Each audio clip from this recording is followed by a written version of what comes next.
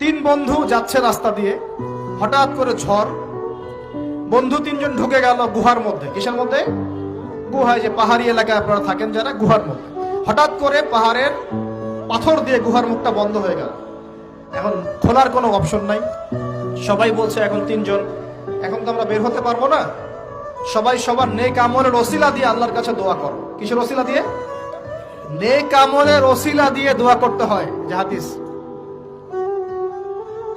মৃত মানুষকে ওসিলা করে তার জন্য নজর মানত জবাই করে দোয়া করতে হয় না, নিজের নেক আমলের ওসিলা দিয়ে আল্লাহর কাছে দোয়া করতে হয়।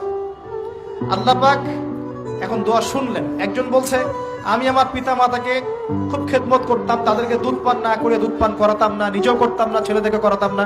আল্লাহ, এই কাজটা তোমার ভালো লাগলে আজকে গুহার মুখ থেকে পাথর সরিয়ে দাও। পাথর একটু সরে গেল। পাথর আল্লাহর কথা শোনে কিনা? শোনে না? সবাই আল্লাহর কথা শোনে। আগুন আল্লাহর কথা শোনে কিনা? ইব্রাহিমের জন্য আগুন ঠান্ডা হয়ে যায় নাই? আচ্ছা,